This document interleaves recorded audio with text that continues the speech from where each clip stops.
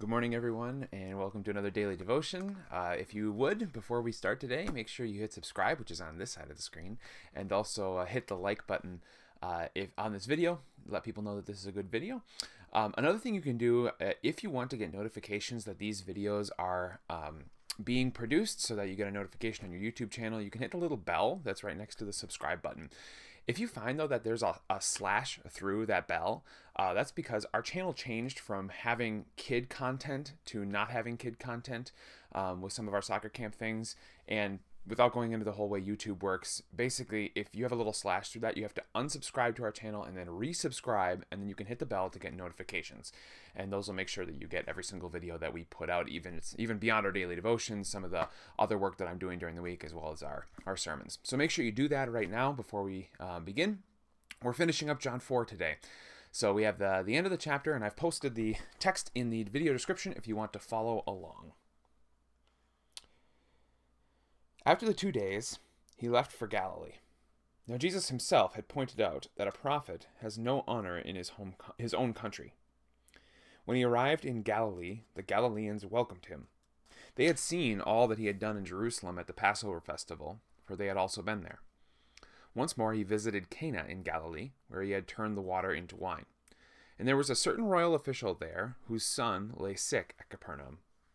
When this man heard that Jesus had arrived in Galilee from Judea, he went to him and begged him to come and heal his son who was close to death.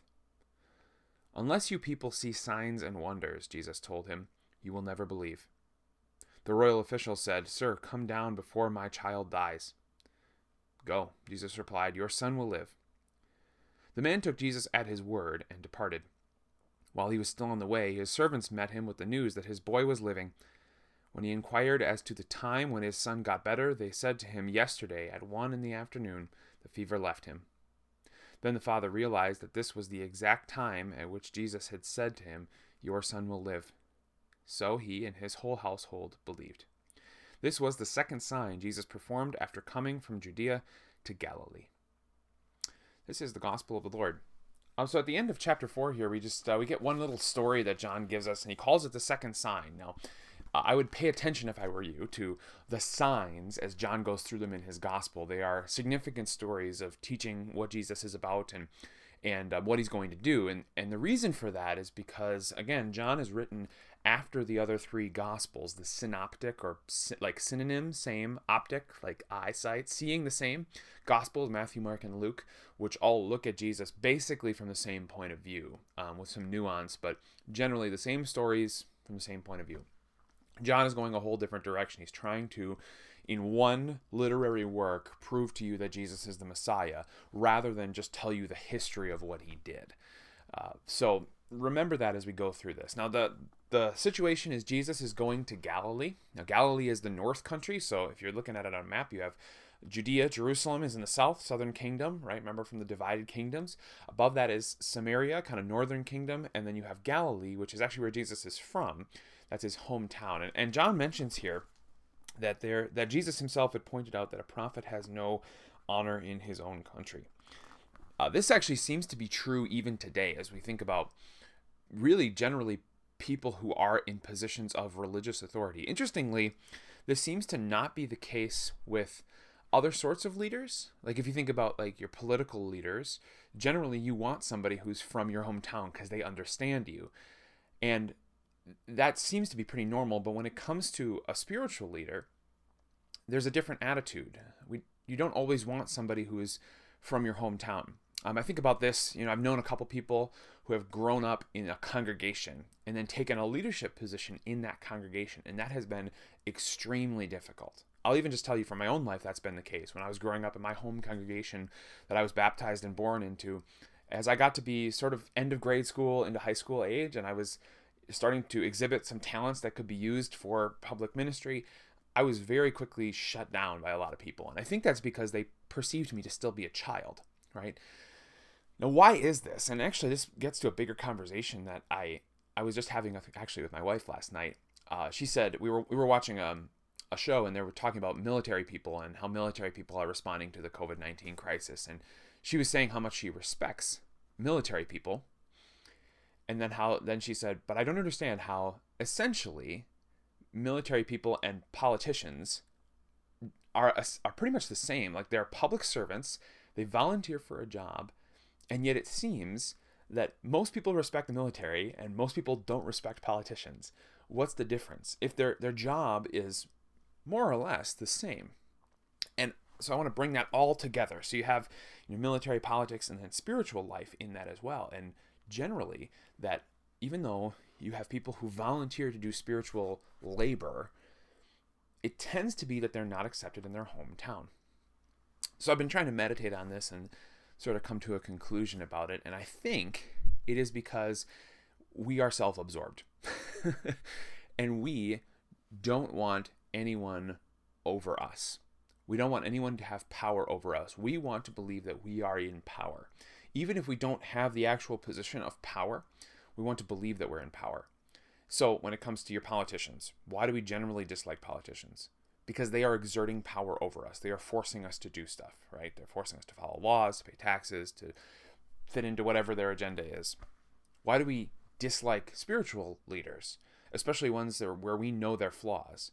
Well, we're willing in many cases to admit that we're not perfect people, but we want to keep a certain sense of, but I'm really still kind of better than you.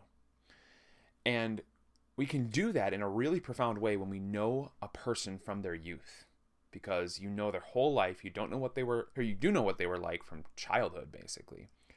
And so you can really accurately compare yourself to that person. And you can therefore say, you know what, I don't really have to listen to you because you're not better than me. And then on the opposite side, like, why do we respect the military in general? Well, because they aren't forcing us to do stuff. They're usually doing stuff for us. And so we love them because, in a sense, they make us feel like God. I mean, you think about it. If you're in Canada, the United States, like, you have a military that can stand up for you and isn't a pushover. And that makes you feel good, even though you don't do any of the fighting. So I think as we think about authority, we have to remember we are tempted constantly to hate authority. Just part of our sinful nature. Fourth commandment, God says, respect authority, honor your father and mother and those in authority so that it'll go well with you. And we say, no, I would rather not do that. So Jesus still comes to Galilee, though, even though he knows this is not going to go well. And the Galileans welcome him, but they welcome him for the wrong reasons. They welcome him because of the miracles that he's doing. They've heard about the miracle at Cana, if they weren't actually there, the turning water into wine that we read in chapter 2. They probably heard about some of the other miracles that he's done, and they're thinking, all right, well, local boy made good a little bit, right? We're proud of him because he's doing stuff for us. See the connection? But Jesus is going to tell them, that's actually not why I'm here. It's not what I'm doing. The signs have a bigger purpose than just making you guys happy, giving you a whole bunch of booze to drink at a wedding. This man who seems that he's connected with Herod the Tetrarch's kingdom. I put air quotes on that because Herod the Tetrarch's kingdom wasn't really that big, but he was a ruler in that area of the world. And this guy comes and says, my son is sick. Jesus, would you heal him? And Jesus' answer is pretty harsh. He says, unless you people see signs and wonders, you will never believe. So what Jesus is doing here is he's diagnosing for this man his problem. He's coming to Jesus and he's expecting a miracle. Look, Jesus, this bad thing is happening in my life and I need you to fix it. And Jesus says, you don't want me for me. You just want me for the signs. You just want me for the miracles. Now, the rest of the conversation actually comes pretty quick here, and so if you're not paying attention, you're going to miss what's happening between Jesus and the man from Capernaum. So he says this, unless you see signs and wonders, you'll never believe. And the royal official says, sir, come before my child dies. Jesus says, go, your son will live. So in those 3 sentences, the man has come with a request for a miracle. Jesus has said, I don't care if you want the miracle. I want you to want me. The man gets it, says, okay, I want you. Please come down. And Jesus says, go. Actually, what you wanted in the first place is what you're going to get. See, let me just review this for you again. Man comes, wants a miracle, wants a snap, amazing, pow, miracle where his son is healed. Jesus says, you just coming to me to get something out of me. The man says, okay, well then come with me. I really want you. Jesus says, great. you get the snap pow miracle, which is really cool. But I think ought to make us think about ourselves and how we come to Jesus. What's our attitude towards him as we think about our prayers and our worship? Are we hoping that Jesus is going to make our lives better without us making him a centerpiece in our life? I think very often that is the case. Like, if you would just, for a second, actually believe that Jesus is a real person. I mean, we all struggle with this. I'm being a little bit snarky, but like, I struggle with this. If we would actually believe that Jesus is a real person, and we would evaluate our time we spend with him, in communication with him, listening to him, with any other relationship that we have in our life, I'm guessing if you're anything like me, you would find that relationship to be very wanting, to be an acquaintanceship at best in some cases. What Jesus is saying is, don't come and ask me for stuff if you don't actually care about me. And he's not doing that because he's emotionally needy or anything like this. He's saying that because he understands faith is how you are saved. And faith is trust. And trust comes from learning about a person and knowing about them again and again and again. And that comes from being with a person. It's quantity time that turns into quality time. So Jesus is saying you need faith. That's where I'm trying to get you. I'm showing you these signs so that you trust me, so that you want me, not so that you want what I have. It made me think about another section of scripture that I want to read for you. This is from the Psalms. This is Psalm 37. And Psalm 37 is just fantastic. But there's just one verse that I want to focus you on today. It's Psalm 37, verse 4. David writes, "Take delight in the Lord, and he will give you the desires of your heart." Take delight in the Lord, and he will give you the desires of your heart. What David is trying to get us to understand in that psalm is that until we find our greatest joy, our greatest peace, our greatest fullness in just being with God, just being with God through his word, right? You hear that in the text, the man from Capernaum takes Jesus at his word. Then God will give you the desires of your heart. And I think it's interesting how David phrases it. He doesn't say he's going to give you the things you desire. He's going to give you the desires. In other words, he's not going to, let's say you want whatever, pick up an item, you want a Lamborghini. If you find your delight in the Lord, it's not that God is going to give you a Lamborghini, but he's going to give you the deep-seated longing in your heart fulfilled that you were projecting onto that Lamborghini. Maybe it was status or power. Well, Jesus is going to give you that in the best way that he can give it to you. Now, that might be a sinful desire to have status, but instead of giving you status among men, Jesus is going to give you status among God. Maybe it was the feeling of power. Maybe instead of having power among men, God is going to give you the power of the Holy Spirit.